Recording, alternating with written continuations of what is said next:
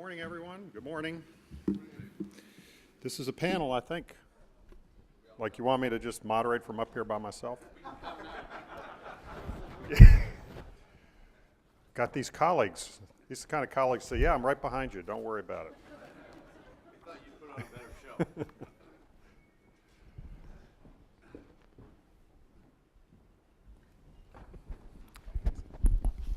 I do these things on.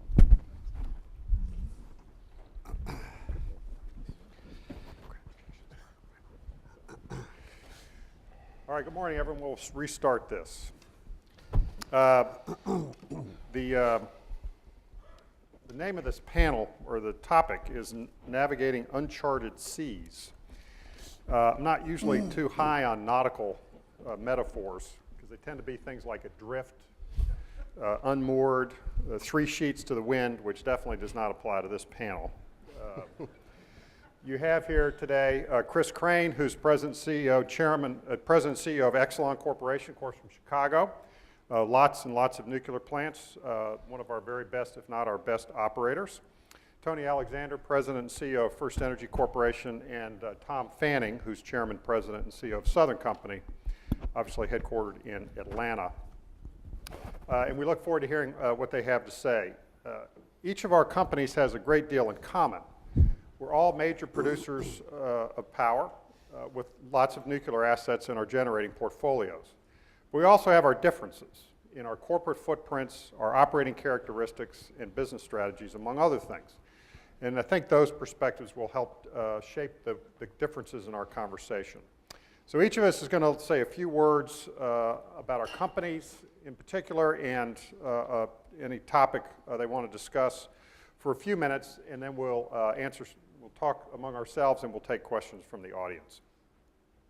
The four companies here, Dominion, Marv mentioned where I work, is the only one with a sizable natural gas footprint, so I'm going to talk about that issue. We have interests in natural gas processing, transmission, storage, as well as distribution. Our transmission and storage business is located in the Appalachian Basin, where we're building a lot of infrastructure to serve producers operating in the Marcellus and Utica shales.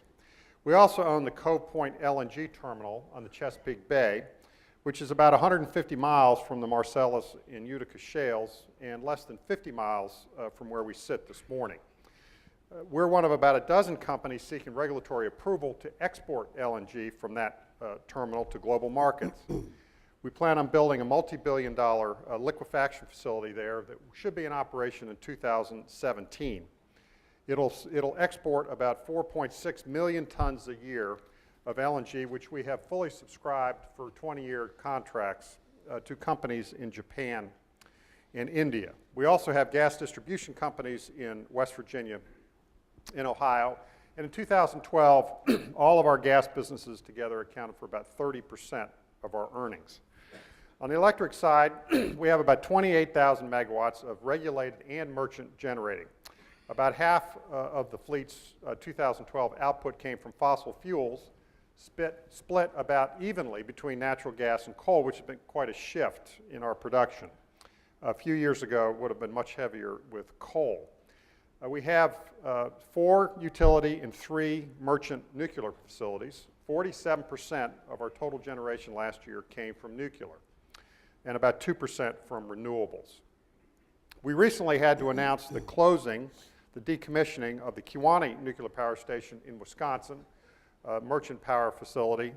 We were unable to find a way to run it economically, and happy to talk about that as we get into the Q&A period. Actually, I'm not happy to talk about it because it's a very unhappy decision to have to close what was a very fine operating facility purely for economic reasons. At the same time, we are looking at building a new nuclear power station using the GE Hitachi technology with Fluor as the contractor, about just under 1,500 megawatt plant that we would build near our North Anna reactors in Central Virginia. Natural gas has become the preferred fuel for power generation. This is not news to anyone. It's increasingly abundant and it is cleaner than coal. And when I say it's becoming increasingly abundant, the statistics are rather amazing, actually. Production from shale formations today is about 1/4 of our gas reserves. By 2035, it will be half. It will double over that time. And the experts say we have at least 100 years of natural gas reserves throughout the United States. We are continuing to add gas-fired capacity to our system because of the fuel's favorable economics. By 2017, we expect gas use to grow by more than 40% over what it was just last year. So to capitalize on the strong global demand for LNG, we think it's important to start exporting natural gas, which will strengthen the natural gas infrastructure system in the United States thoroughly. And the rest of the world is not standing by idly while the United States gets its act together. The global LNG market is extremely competitive and growing more so by the day. The primary hurdle at the moment is the U.S. Department of Energy's approval of export licenses. Recent statements by the President, in fact, as recently as yesterday, gives us hope the DOE is again moving forward. The comment periods are concluded on their studies, and we're hopeful that they will start issuing permits in the very near future. So as important as natural gas is to our business, everything we know and preach about diversification and prudent risk management argues against making one fuel the only fuel for electric generation. Betting too heavily on natural gas, no matter how much it appeals to us, exposes consumers to supply disruptions, shortages, and price spikes, not to mention abrupt and unexpected shifts in regulatory climate. Fuel diversity is always the best policy. It is the all-hands-on-deck approach.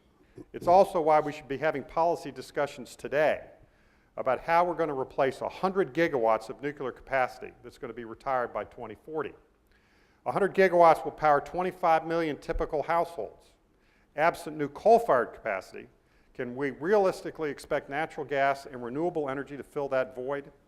As a practical matter, we believe the answer to that is surely no. And the generation of electricity is about as practical a business as it gets. We're going to need all of the generating options at our disposal because none of them alone will meet the projected 25% increase in power demand over the next 2 decades. I'm convinced that one of the biggest challenges our industry faces is to avoid being the victim of our own success. By doing our job so well for generations, by building our energy system with extraordinary ingenuity and reliability, we have helped create a take-it-for-granted mindset among the American public, with little understanding of what it actually takes to produce and deliver power on a massive scale. To make matters worse, the media, some politicians, and the more distant reaches of the environmental community have conditioned consumers to look for easy answers to very complex questions about energy, and to believe that we can somehow quickly transform our energy landscape and rely on wind, water, and sunshine to provide 100% of our energy needs. Those of us in our industry must do a better job of speaking out as realists. Our challenge is to overcome wishful thinking and provide the facts about what it will take to meet America's vast and growing energy demand and do so cleanly, reliably, and affordably. As the public conversation about America's future energy choices move forward, we have an obligation to improve the quality, substance, and realism of that conversation and make sure that it includes nuclear power. If Americans really want a low-carbon economy, then they better get to be very pro-nuclear, especially if they want to keep the lights on. We have to acknowledge that public policy has a long way to go to catch up with the 21st century. A coherent and comprehensive national energy policy has been on all of our wish lists for a long time. I have no illusions about the difficulty of creating such a plan, especially in the polarized and often paralyzed policy climate that pervades Congress. But the fact is, if we fail to get energy right, not much else is going to go right for our nation. We are, after all, a must-have energy society. We are not an energy optional society. We must begin treating energy, and electricity in particular, for what it really is. It is literally the world's most valuable commodity and the source of global prosperity. Now, that's all my prepared remarks, and then we'll start the discussion after each of my colleagues has a few minutes to speak, and I'll turn first to Tom Fanning. Well, thanks, Tom. Thanks, Tom. Farrell's a great American. A lot of what he says, almost everything what he says, is absolutely right. The little nuance that I'll offer is just a different perspective rather than, say, a disagreement, I would say. I'm very public about my position on national energy policy, particularly electricity policy. I'm going to offer up two things. One is a Reader's Digest version of a speech I gave at the National Press Club in March that will basically speak to the highlights of what I believe we should be doing. You'll find very similar to what Tom just said. I'm going to finish with a little bit of a call to action with respect to how energy policy in the United States can be a way forward to play offense and otherwise a challenged economic environment. I think we have a real opportunity in America and in this hemisphere, North America, to really do something special and really not accept what is otherwise becoming this new normal that I just absolutely reject. So the Reader's Digest version of the speech, look, I think we don't have energy policy in the United States today. It's this patchwork quilt of one-off rules and regulations. It's pretty clear to me that we need to have three elements of a policy being held together, all the above. I've been talking for some years now about something we've been calling all the arrows in the quiver. If President Obama wants to use all the above and now everybody else adopts that language, fine. Let's say that. But whatever it means, it's the full portfolio. That's point one. Point two is we've got to adopt energy innovation as a national priority. And number three is we've got to restore America's financial integrity. That is critical to this business. A little bit more depth on each one of those three. The full portfolio: nuclear, 21st century coal, natural gas, renewables, energy efficiency. I'm going to blow through these. We can return to any of these elements on Q&A or any of the discussion we want to on the panel. Tom's right. We need to go forward on new nuclear. We're doing that at Vogtle 3 and 4. It is a national imperative. It is a dominant solution in what is otherwise kind of unknowable, variable future that this nation faces. We do know that we can be successful with new nuclear. We've got to continue it. Number two, this nation is blessed with 28% of the world's coal reserves. Half of those reserves are high quality, and even the low quality reserves are things that we can use beneficially. We've got to find a way forward for coal in America. It is silly not to take advantage of that excellent resource that has served us so well for so long. And in fact, we're putting forward a technology in Mississippi right now that has a capital cost similar to nuclear, an energy cost similar to nuclear, clean, safe, reliable, affordable. We think we can go forward in an excellent manner this way. The United States must take advantage of its advantages. Number three, natural gas. I believe, like Tom does, that it is the dominant solution right now. Everybody loves natural gas. We do too. Southern Company is one of the biggest energy producers in the United States. And in fact, just to give you some scale, we're a little bit smaller, but similar in size to the nation of Australia in terms of electrons produced. Okay? So we're pretty big.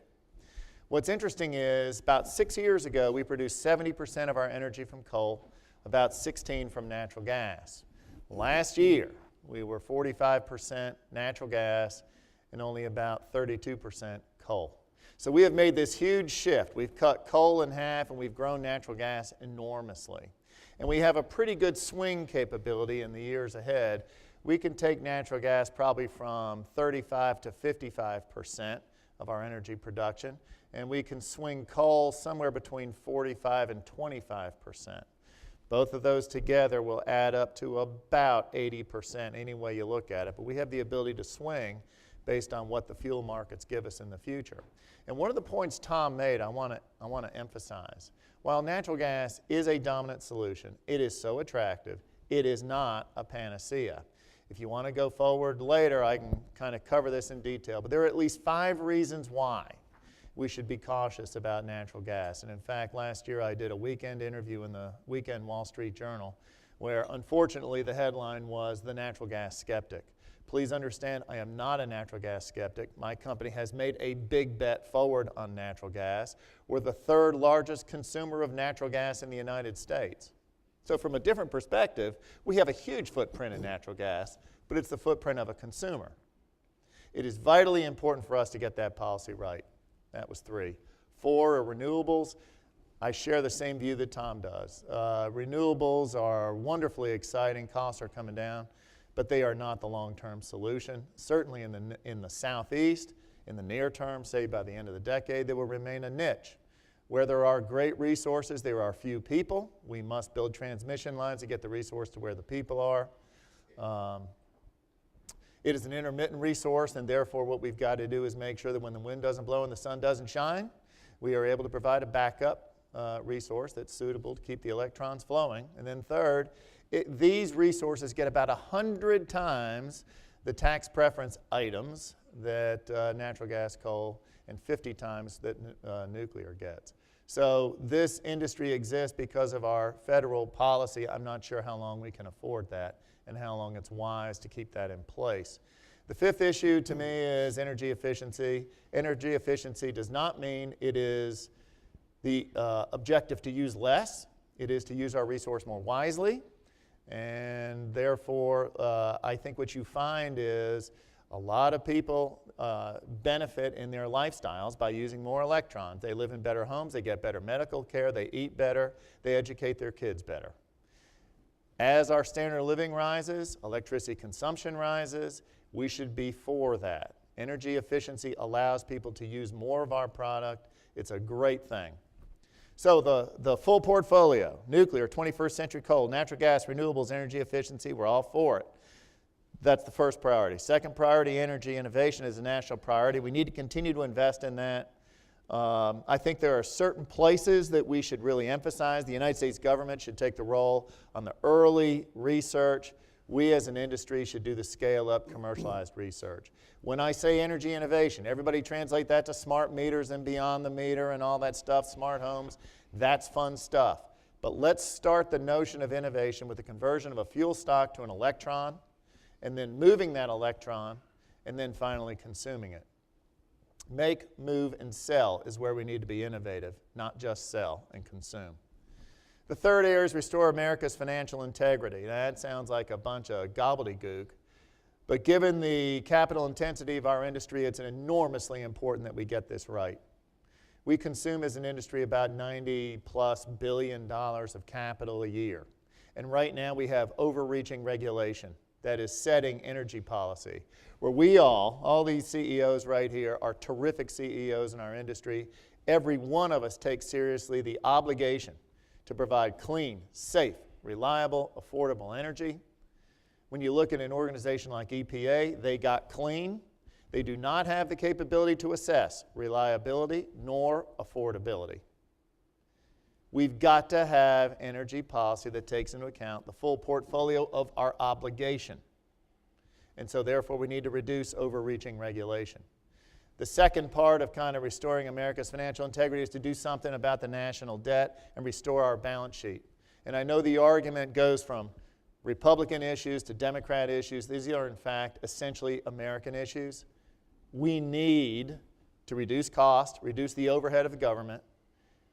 We need to think about tax reform. I'll get to that here in a minute. But I'm worried that if the answer is increasing taxes, that just serves to stymie further economic growth. We've got to be for growth. And one of the things I want you to consider is think about energy inputs in America as growth capital. Don't tax growth capital. Let's unleash the potential to grow this economy and grow jobs and grow personal incomes and make American lives better. The third part of just restoring American financial integrity is tax reform. I've been on record for a long time now. We need to completely redo this thing. Easier said than done. I'm afraid if all we do is a land war of trying to fight every tax rule and regulation and piece of law, we'll never get anywhere. We need comprehensive reform. We've got to get Congress acting in that regard. Final thing I want to leave you with is an opportunity, and it's a fascinating thing I've been working on. In my view, we can change a policy based on shortages, that's the principle, to one based on abundance. When you think about the critical role that nuclear can play in America, when you think about unleashing the potential with new technologies to produce more domestically produced oil, natural gas, And when you think about the sector that is electricity, that's growing faster, almost double the rate of the other sectors, of course gas is a big part of ours, then I think we have the opportunity by the end of this decade for North America to be energy secure. Now note, I don't say independent, but secure. That means being a net exporter. And that really changes the calculus. I think energy security breeds national security, and that breeds economic security. And in this malaise we find ourselves in, where people are talking about a new normal, which is unreasonably, unacceptably high unemployment, slow economic growth, I think what we can bring to bear in the world economic markets is an unassailable advantage to restart manufacturing in America, grow jobs, grow personal incomes, and make American lives better. I think we can do that. And I think maybe by 2030, 2035, this nation has the natural resources. When you think about some of the things Farrell said about the resources that we have available here, that I think we become the greatest energy producer on the globe. It's a wonderful opportunity, and I think we all play central roles in making that happen. Thank you.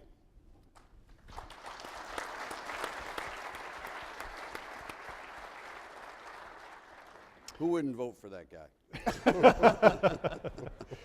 Thank you, Tom. Appreciate that. Let's go in reverse alphabetical order. And Chris, I know you have thoughts about renewable energy policy. For example, Tom mentioned that. So, Chris Crane, Exelon. Sure. To follow on with what Tom said, Exelon was formed about 13 years ago, and at the time we were about 75% nuclear and had 14% coal. The rest was made up in renewables, hydro, biomass. As the market is adjusted over the last decade, so has Exelon. And today, we find ourselves selling electricity or natural gas in 47 states. Our biggest footprints are in the Mid-Atlantic, the Midwest, Illinois, New England, and growing in Texas. We built our business around clean, reliable generation in competitive markets. As we joke with our friend Mr. Fanning, we have to work for our living. But so the competitive market is definitely, did you laugh? No. The competitive market is definitely, the sustainability of the competitive market is definitely built on the market principles itself and how we compete within that market and how we choose our investments. In the last couple of years, we've seen a few things change. We've heard about the natural gas revolution, how fracking can be looked at as a good opportunity for the country, but also for investors in other generation sources, a disruptive technology. And making that adjustment is important for all of us. We too are a gas consumer. We're the largest purchaser of gas in New England. We have switched our portfolio now to be about 50% nuclear, 25% natural gas. We've increased our portfolio of renewables. We have over 2,000 megawatts and growing in that area right now. But as we've looked through to today in our balance sheet in the future, we find ourselves in a very challenging situation.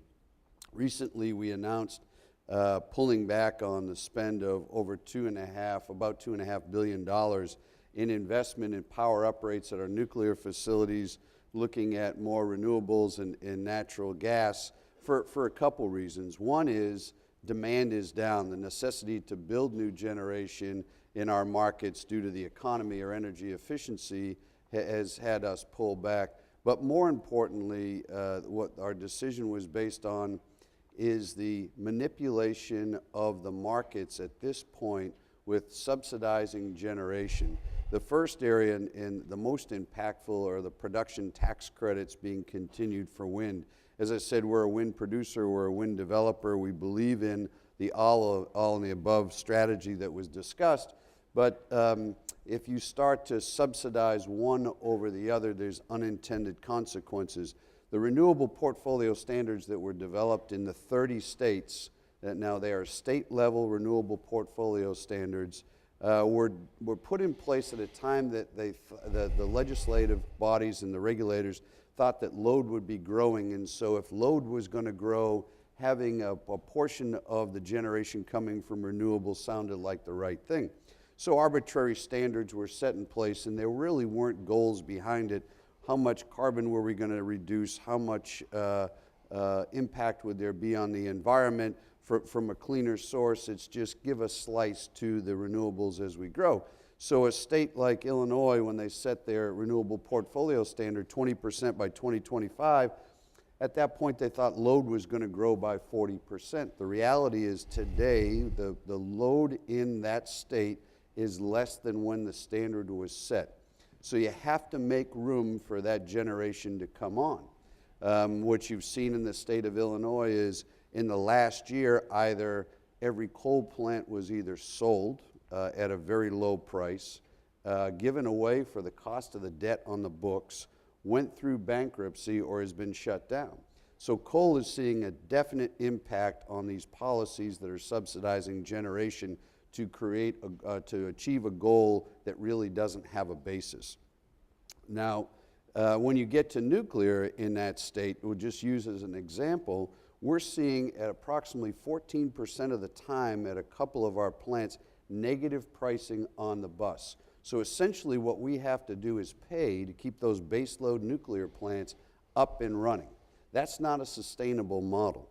We have one unit in the state that's one of our newer technologies, a BWR, that had a 0 force loss rate last year. The thing ran perfect. It's an operator's dream. But its economics do not look good going forward, and the site team with the corporate organization have looked at everything they can do to optimize that plant. We're never going to sacrifice capital or O&M for safety or reliability, but we have to be realistic. How long can you run a plant that's just eating money? The plant is now going to an annual refueling cycle, and for all of you operators, you understand going from a 24-month core to a 12-month core, the impact on the site and the operations, but that's what the economics are demanding right now. We are out of balance on subsidizing generation and trying to keep a baseload generation that's safe, reliable, and has some significant impact on the environment. So we've been very outspoken that 30 of the states have standards that are being subsidized by 50. It's not that the renewables are cheaper than any other generating source in the stack. It's just they're getting their revenue stream from different places instead of the competitive market itself. When you can have a nuclear plant being $10 negative on the bus when you're running, and the wind unit right across the street running and making $13 to produce, there's something out of balance, and that's what we've got to reel in. The other issue that has come up in our markets, and I think Tony will talk more about it, is subsidizing conventional generation. So we've got this competitive market. We're trying to figure out what to do with these plants and these investments that we're trying to make. And then a state comes up with the idea, well, wouldn't it be great to subsidize some generation on the conventional side, some gas or something else, so we can create jobs? That's not creating jobs, that's killing jobs. The $2.5 billion that we were going to invest was going to create some significant jobs if it's building trades, if it's the local economy around with the craft coming in to do the upgrades. It's just needs to be recognized of the unintended consequences. So going forward, we believe in the competitive market, we believe in the clean technology, but we also believe that as this industry, we have to get our voices, both Tom said, we have to get our voice out there to let the public know the unintended consequences of subsidizing or over-subsidizing one source over the other. And I think the summary of that is if you over-invest in over-subsidized renewables, you are against nuclear. And if you're against nuclear, you're against the environment. It's the bottom line. It's the way the economics boil down, and it's something we really have to address. Thank you, Chris. I appreciate that.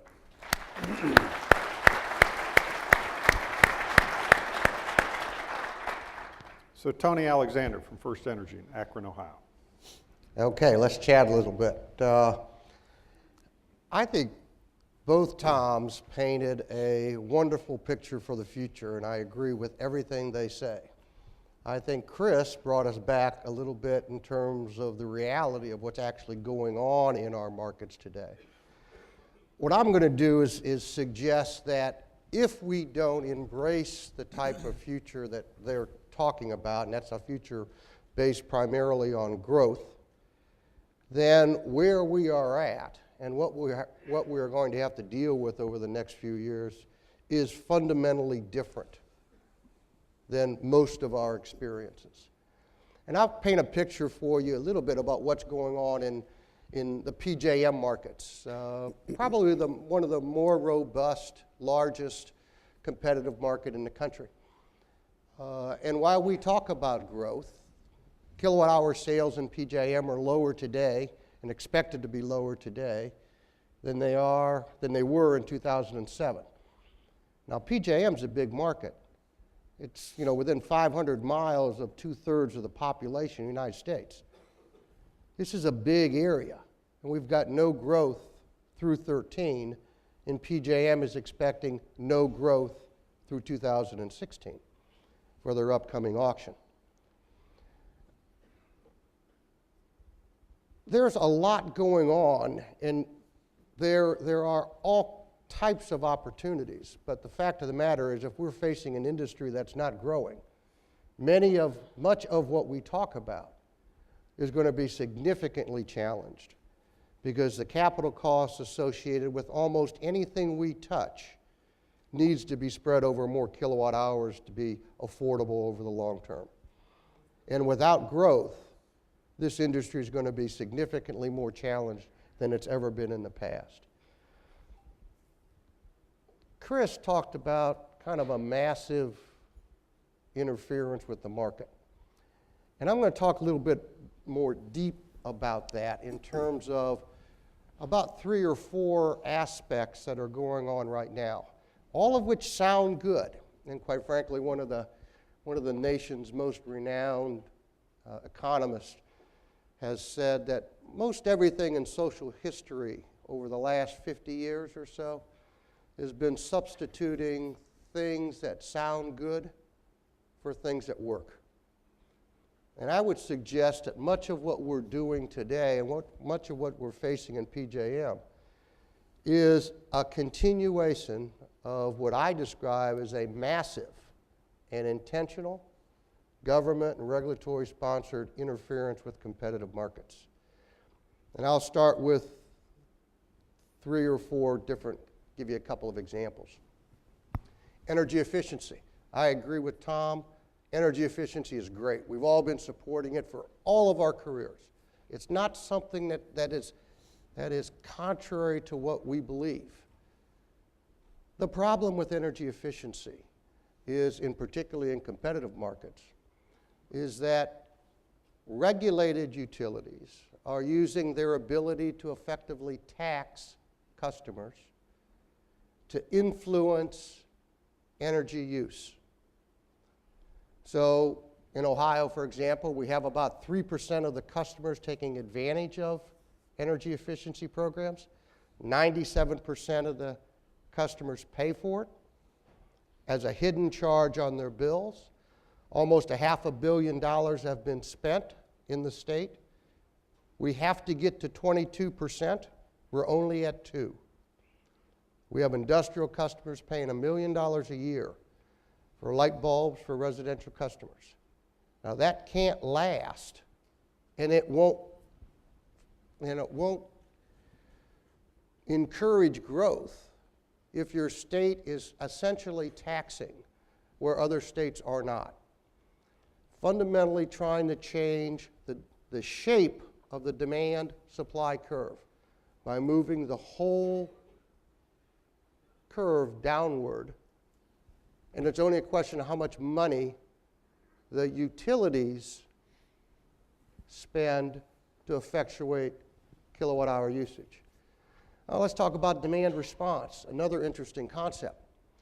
50% of the reserve margin in PJM is now going to be satisfied by shutting customers off.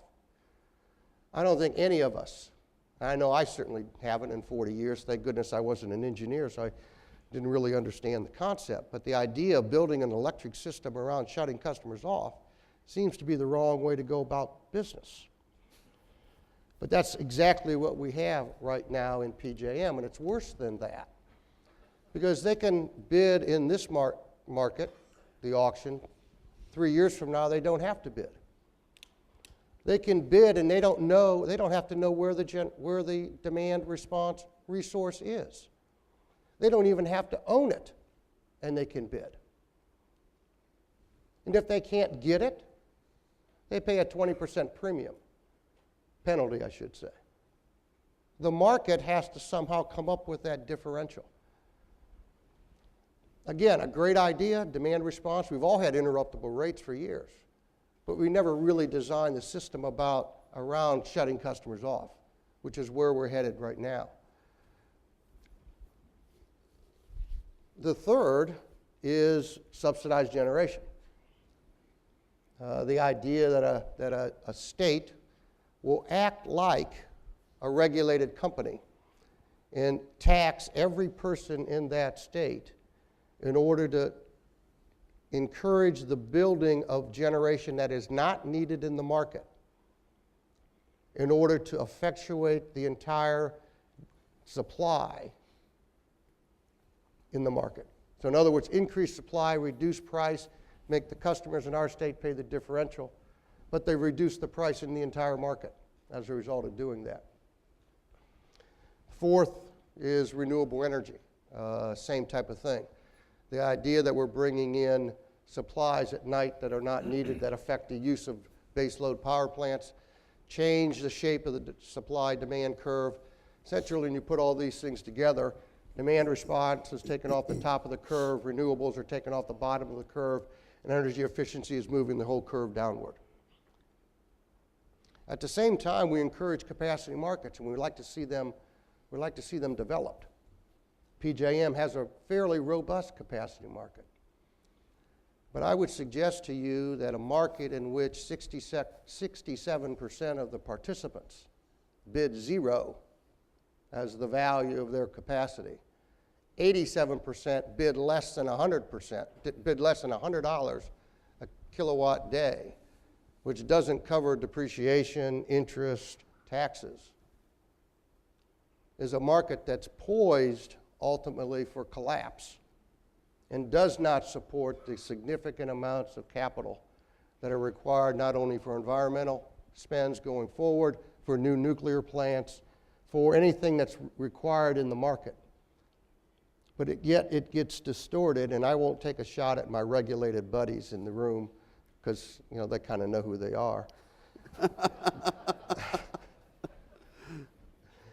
But when a regulated asset gets 100% of their capacity expenses covered because it's included in rate base and it's paid for, they get 100% of their O&M included in the rates they charge their customers. They get 100% of their fuel through fuel adjustment clauses. They can probably bid zero into a capacity market. They can probably bid zero into an energy market because everything's going to be paid by somebody else. Those are distortions that are occurring in the market each and every day. And they're the same type of distortion, if you will, if you'll go with me with this one, in which many competitive manufacturers face in this country, primarily in international markets, where China or Brazil or somebody decides steel ought to be subsidized by the state. They ought to recover all of their costs through some sort of state subsidy so that they can dump it into the United States at prices that keep jobs available in their local communities. Internationally, we protect steel companies and others from that type of activity. We don't do it in competitive markets. And if we don't begin to reshape how we think about competitive markets, then the opportunities for growth that we talk about, the opportunities to use the energy capability of this country as the catalyst for growth which I truly believe we are positioned to do, I think will fail. Much of it is because the uncertainty all of these things create. And quite frankly, I think it's an uncertainty that even the gas people don't fully understand. I was at a conference in Pittsburgh filled with all natural gas guys, and they were quite excited, just like Tom is, about the opportunity for natural gas production and use, and how it's substituting in terms of in the growth in the demand curve. And I suggested to them that if they use the utilities in the gas business the same way as they're using the utilities in parts of the electric business, not every part of the country is doing this, but some are, I would suggest to you that every gas utility in this country will be putting on new furnaces, high efficiency ones, new stoves, new water heaters, all new facilities paid for in the gas bill, the same way it's now paid for in the electric bill, to stymie the growth and the production of the development of our natural gas resources. I don't think anybody's calculated that yet, but it's only a question of when.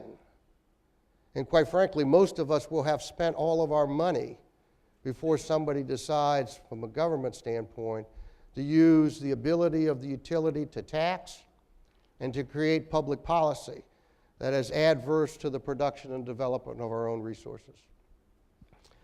So uncertainty, lots of changing and moving parts right now in our industry. We have a bright future if we allow it, like Tom and Tom have suggested.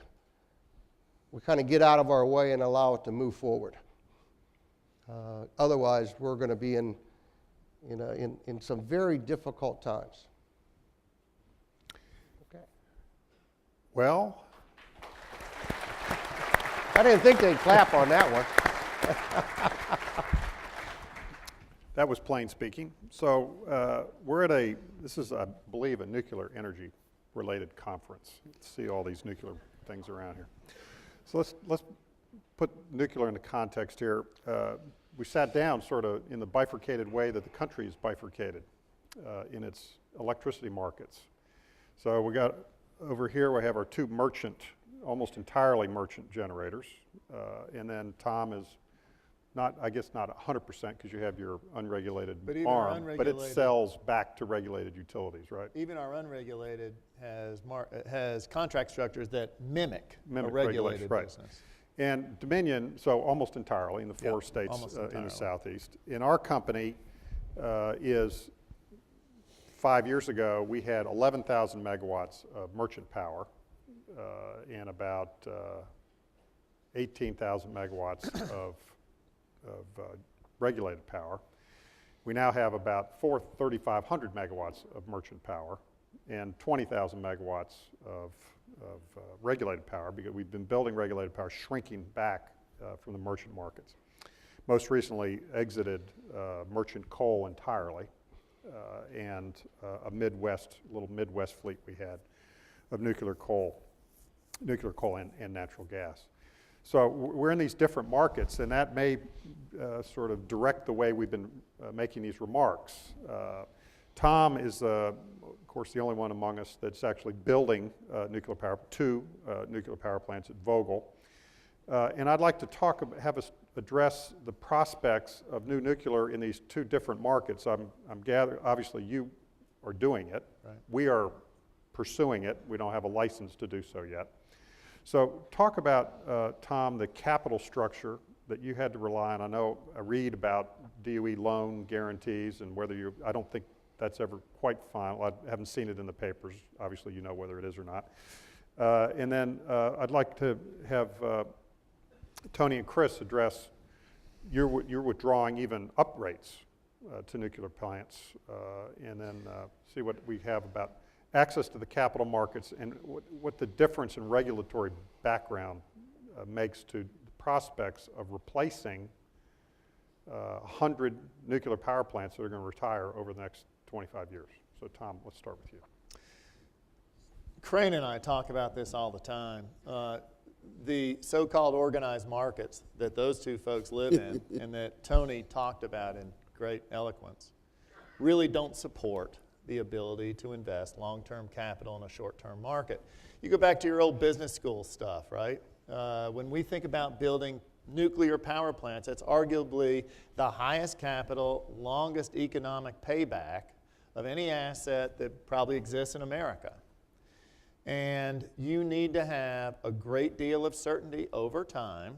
And in fact, given a 10-year permitting and construction period required to build new nuclear, you need that kind of certainty through construction. That is really not achievable in a merchant market. In a regulated market, you are able to plan for the full portfolio. In other words, we can look at an optimal solution over a series of decades for the benefit of our customers that balances nuclear, coal, gas, renewables, and energy efficiency, and we can deploy those investments in a rational way, all for the benefit of our customers. We don't make money on fuel. We make money on investing the capital and building it out. The structures that we have in place in Georgia with respect to Plant Vogtle are ones that give us some assurance of cash recovery through this 10-year construction period, and they have served the benefit of our customers so well. So much so that when we originally certified Plant Vogtle 3 and 4, we thought we would have about a 12% price increase. With a lot of benefits that we've accrued since that certification, now we estimate to be over $2 billion. We're going to bring those units in, we believe, at between 6 and 8% price increases, well below the original investment. Now, cheap capital markets have helped, good contracts have helped, but a good regulatory environment, a good supportive legislature, good governor, and actually we've had good support at the national level too. All of those things have worked to make it work well. I think when you think about any of the high capital investment items, nuclear, coal especially, and even some natural gas, you need that kind of environment, I think, to succeed. Chris? The competitive market, as Tom said, it's very difficult to make that long-term investment, to see the predictability in the market. Although PJM has a good capacity market, as Nick Akins continues to point out, 3 years is not long enough to make that long capital decision. So we had done a lot of modeling at Exelon on new units. We have an early site permit for a plant in Illinois. We're proceeding to do a COL in the 2007 and 8 time frame in Texas, when there was some thought that there would be a price on carbon. At the federal level, there was a bipartisan conversation going on at the time when those could happen. The model said you needed a long-run natural gas of $8 an MMBTU and a carbon price at $25 on entry and escalating at a nominal couple percent year by year. That gave you the predictability in the market to be able to put in that large capital-intensive investment. The market changed.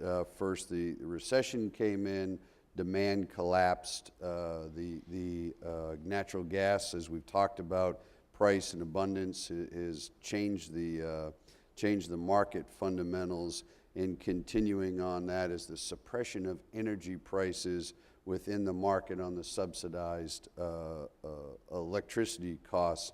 You look at Texas and ERCOT as an example, they're coming very close to reserve margins being at a dangerous level, but the cost of energy is being suppressed by excess wind on line, and that makes it hard even to invest in a natural gas plant right now, which is needed.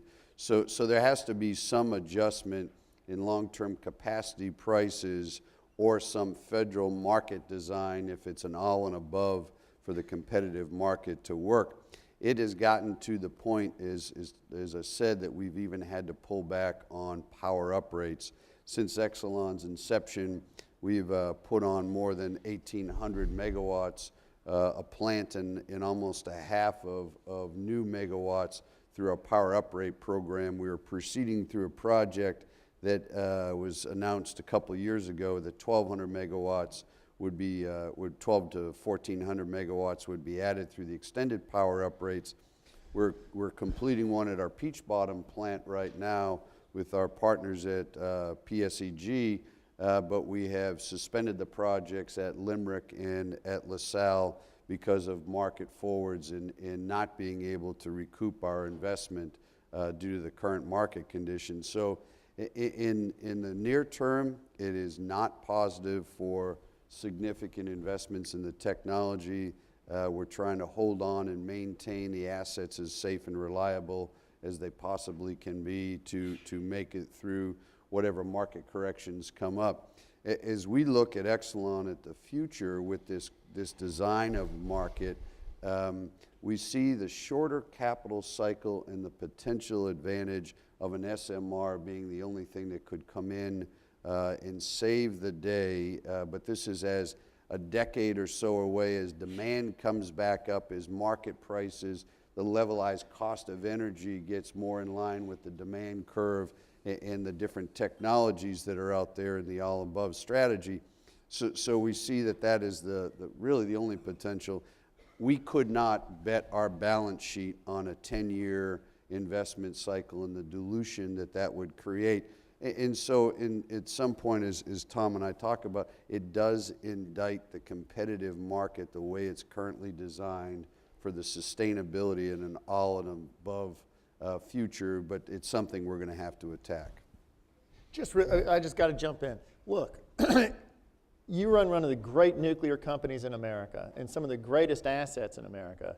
It is unconscionable to me that we are going to shut down some of those plants or not invest in them as we can based on a mismatch of duration of cost, long-term cost recovery, versus short-term market. It is a fundamental misdesign of a market that doesn't serve America's interests.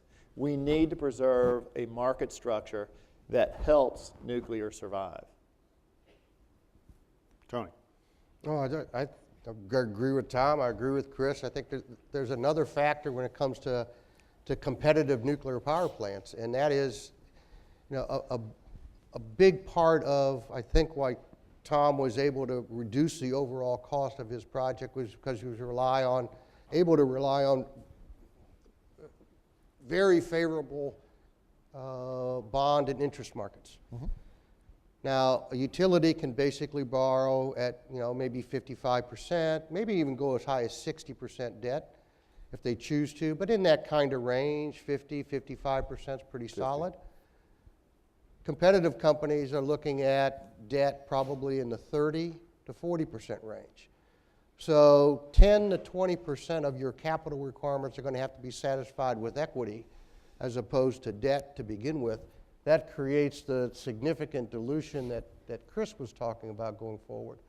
So just the basic structure of the market and the much higher risk parameters associated with that market that the credit rating agencies are putting on create significant barriers to large capital projects that have extended life for bringing online.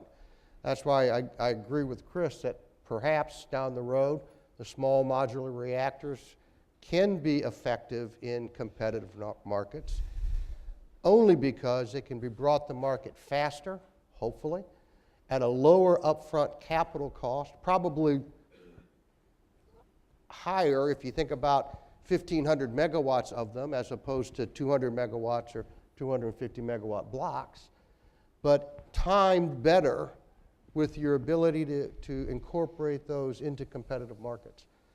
Otherwise, I don't see at this point much opportunity in competitive markets for large-scale nuclear plants. So, Tony, you mentioned that the demand, I think you said, was lower is lower today than it was in 2007 or 2008 in, I guess, in Ohio, or maybe in across your whole company. Yeah, that's Ohio, Pennsylvania, New Jersey, West Virginia, and Maryland. Okay, and Chris, you mentioned that demand was lower in Illinois. They expected 40% load growth over a certain period of time when they set up their renewable portfolio standard. We have this confluence of low capital costs through at least on the interest side, through debt offerings that all of us can take advantage of, more so in a growth markets perhaps than that Tom and our companies are in. But we have that going on. We have this demand stagnating, and that's really what I'm going to get to, these combinations and where it's heading. And then we have this extraordinary find of natural gas.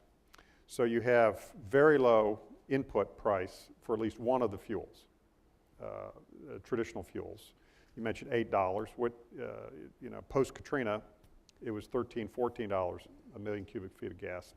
And there was $8 gas throughout 2006, 7, 8, and then started to decline along with the economy. So we have low demand growth.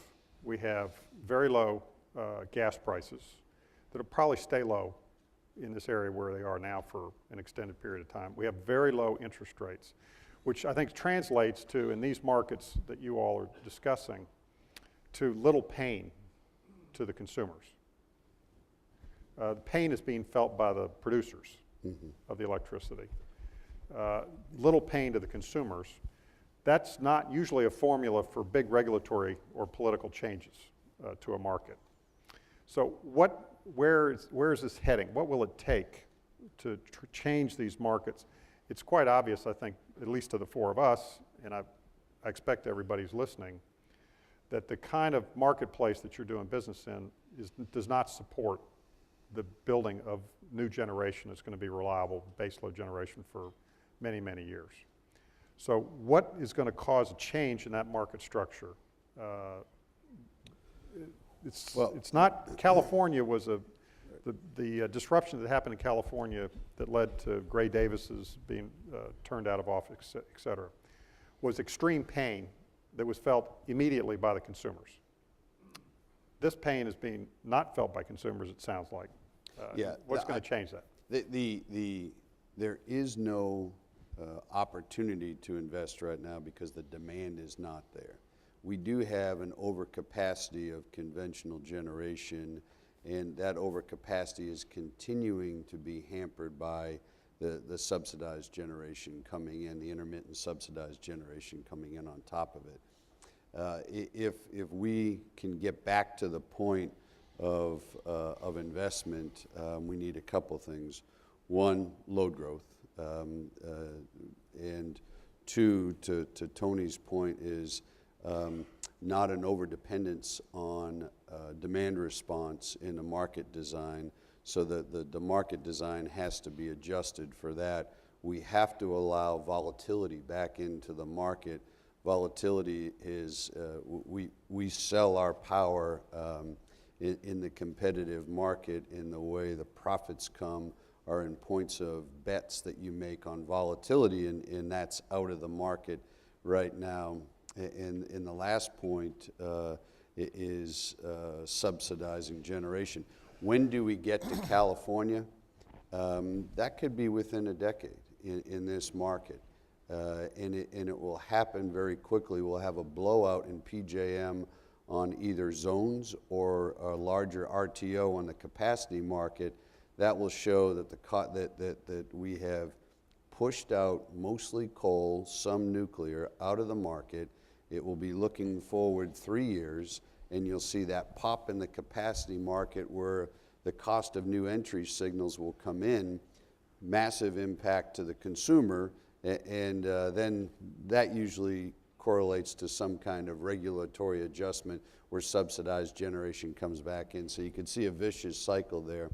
You know, you look at California itself today and what they're doing to themselves, and our PGE and Southern Cal Edison can speak to it better, but the way the market's being manipulated with the renewable portfolio standard in California, there's some analysts that have done some curves that you're going to see in a few years negative pricing coming in during the middle of the day because of excess solar and some intermittent wind at that point, and you're seeing a market that has to adjust its design to ramp to pick up that capacity with natural gas over about a 3-hour period. Over half of the load is going to have to come back up on natural gas. It's a totally different design market, and who gets crushed in that is that base load nuclear or coal operator. So a lot of work to do in a competitive market just one thing is let it be competitive, and I think that could help. But you know what's weird about that? So both of you guys said something very interesting. You talked about the riskiness of a merchant market and kind of and therefore how much leverage you can afford. You just talked about the need for volatility to make the market work well. Volatility does not serve the American economy well. Energy inputs into manufacturing processes, or for example, 48% of my customers make less than $40,000 a year. They don't want volatility. They want predictability, reliability in energy prices. Here again, it's a market design issue. You're absolutely right in terms of what's good for Exelon. I'm not sure that market serves the interests of the American economy. Yeah, the volatility doesn't go to the consumer. It goes to who's putting the hedge on it. It's the supplier takes the volatility. That's where the bet goes. That's where your margin is. We were selling power with margins of $5 a megawatt hour. We're selling power at margins of $1 a megawatt hour. Making that bet, it dampens the volatility. It's not the Wild West like California was. And who paid for it in California? It wasn't the consumers. It was where they almost bankrupt the utilities. So Did bankrupt one of them. yeah, did. And look at prices now. The Yeah. consumers are paying for it. But Actually, in competitive markets, from a retail standpoint, it's probably less volatile than a regulated market. There's no fuel adjustment clause. There's no renewable energy adjustment clause. There's no clause once you sign your contract that changes that price. Now, that price can be fixed for a year, it can be fixed for 2 years, it could be fixed for 7 years if you choose to go out that farther. I don't think there's a regulated company in America that's guaranteeing a price for 7 years without a fuel price, without a fuel adjustment, without any other charge associated with it. So from a retail customer standpoint, depending on how long they want to lock in their terms,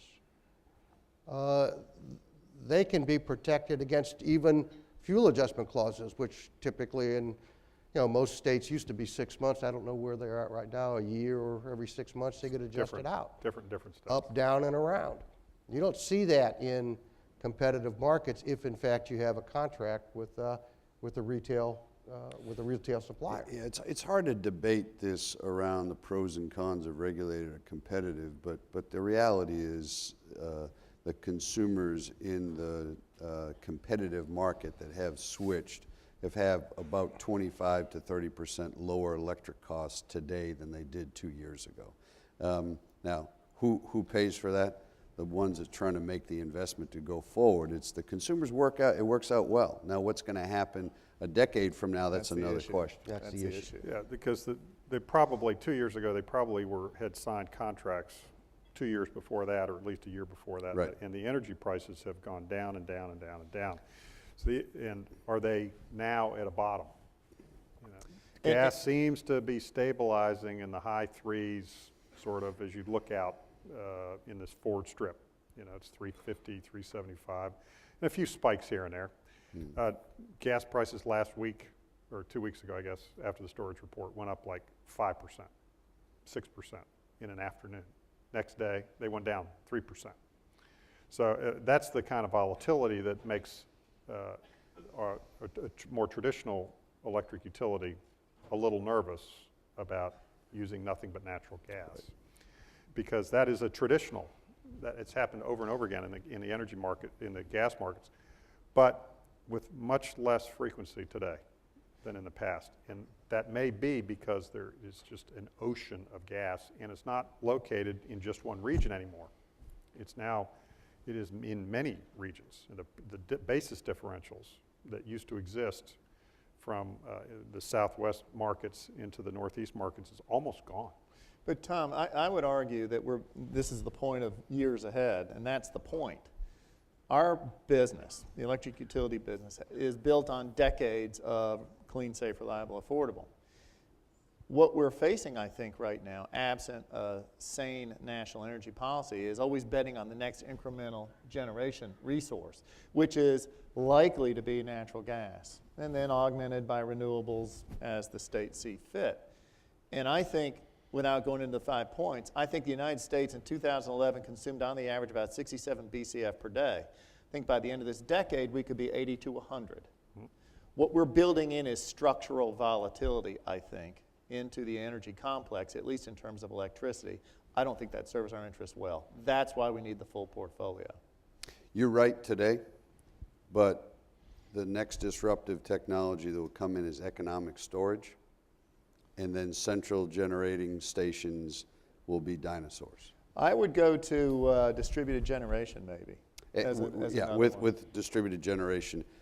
We could You probably debate need the net two in metering. combination Yeah. to Yeah. really disrupt central power I'm with you. stations. I'm with you. Yep. So this is really uplifting.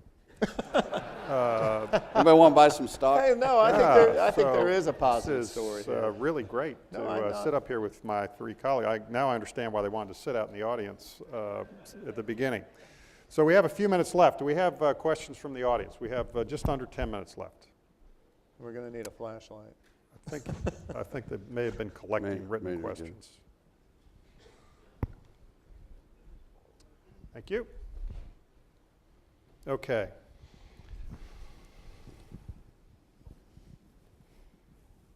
This follows along the line of what Tony was just talking about. Does fuel cost pass-through reduce the utility's interest in nuclear power plant construction? So, Tom, you're building one now. What would your answer to that be? No, you need the full portfolio. So when we think about baseload generation, they tend to have high capital cost, low energy cost. When you compare the energy costs coming out of Vogtle 3 and 4, we think it'll be about $1 per million BTU compared to $4 per million BTU on natural gas today. When you look at Kemper County, it's going to be $1 to $1.25 based on what oil is. The value of the CO2 is indexed against oil prices. So it'll be kind of in that range. So you need them both, right? You need exposure to kind of low capital and high energy. You need exposure to high capital and low energy. That's what makes a sane portfolio, just like your stock portfolios that you own personally. Any other thoughts? Totally agree. Here's one. It's actually directed at Dominion, and the question is about whether we considered keeping Kewaunee operating license active so it could be restarted when these markets settle out, if they settle out or when they settle out. Kewaunee's a little bit different. We've been talking a lot about PJM. Kewaunee's actually in the market just to the west of PJM, MISO, which doesn't have a capacity market at all. At least PJM has a capacity market. We have power stations now. The only merchant stations we have left are in New England. Two of them are in New England. One is in eastern PJM. New England also has a capacity market. The way the economics of it worked, and I'm not going to get into the details of the numbers, but structurally, we bought Kewaunee in 2005. I had a long-term power purchase agreement. Well, it seemed like a long-term power purchase agreement with it at the time, which expires in 2013. And the economics of the plant were very sound with that, and it's a sweet plant. It's a wonderful plant. It almost has always gone breaker to breaker, from refueling to start winding it down, bringing it down to refuel it again. Fantastic plant. Very important part of the economy of the part of Wisconsin that it's in, eastern Wisconsin. But as the power purchase agreement was expiring, we turned back to the utilities that we had original power purchase agreement to see if they were willing to extend. They were not, and we worked at it, but all of us worked at it for a long time. They had perfectly sound reasons not to want to extend. So we then turned to all the other utilities in the upper Midwest to see if they would be interested in it. No. Then we said, would you buy it with the power purchase agreement associated? So we tried that for a while. That couldn't get anybody to do offtake. So then we said, all right, let's sell it as a merchant nuclear power station. Not a single bidder showed up. Not a single bidder came to demonstrate any interest in this plant that had just been relicensed. It runs extremely well, but it's a single unit plant. It's in a market that has no capacity support for it. And where you have, Chris has described very well the challenges in PJM markets on a single unit or small nuclear plants. So Kewaunee, we didn't see any way forward with it other than to decommission it. We did it with great reluctance, particularly because of the impact on the employees and the economy of the region there. So we tried, I can assure you, we tried everything we could think of for an extended period of time to extend the license and operating life of that plant, but we were just unable to. We looked at it as we look at everything in the market. In our back of the envelope, you would have had to pay us over $100 million to take it.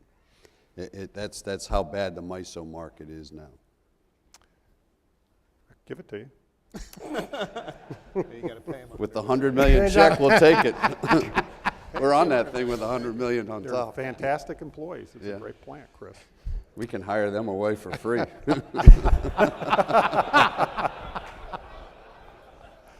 think we're already starting the recruiting. Thank you. We appreciate you training them for us. Okay. Let's see here.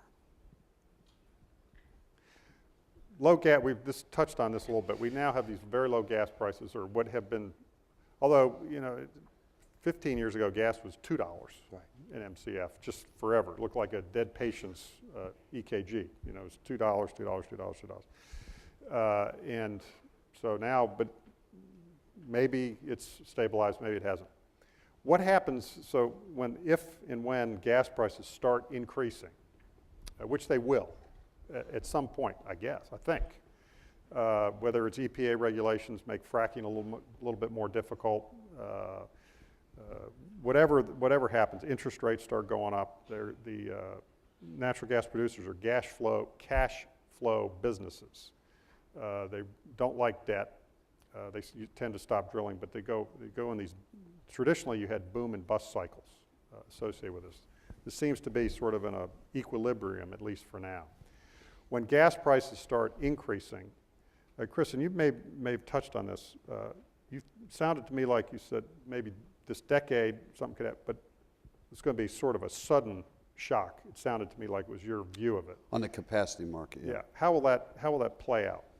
So right now, I think if you look at AEP's, the generation for last year, you can see that we're hitting with the gas demand right now, the overall industrial gas demand, not only just power generation, we're hitting that sweet spot between coal and gas going back and forth, what's on the margin.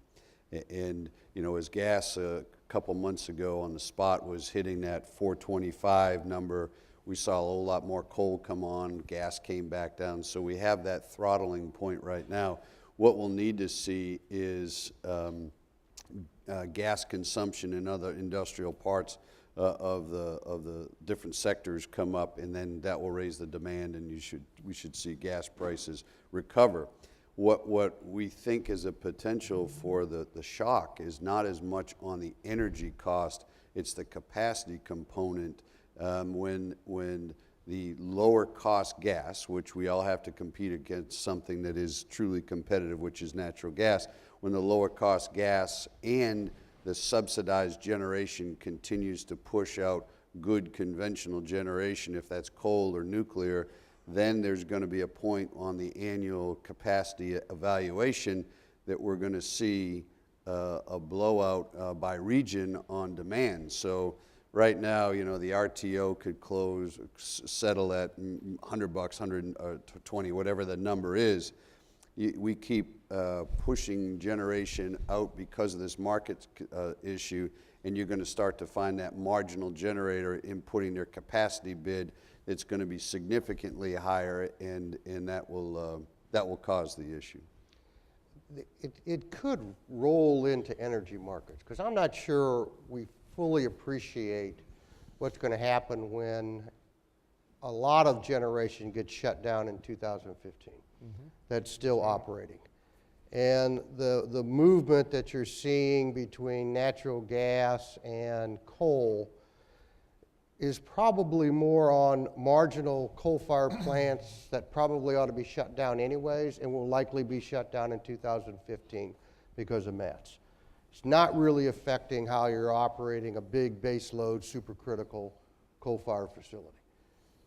So as that side of the market clears out, and we get a better sense for what's going to be actually available in 2015 and beyond, and how those trade-offs are going to be made, we could see a lot more pricing set by natural gas in many more hours without that transfer between otherwise coal-fired generation. Because all the stuff that's on the swing right now is going to be shut down. We've shut down most of ours. The only thing left running is units that PJM was requiring us to run, but there's still a lot out there that needs to be shut down and will be shut down. All right. Well, thank you for that, Chris Crane, Tony Alexander, Tom Fanning. Thank you all very much for participating today. Nice job.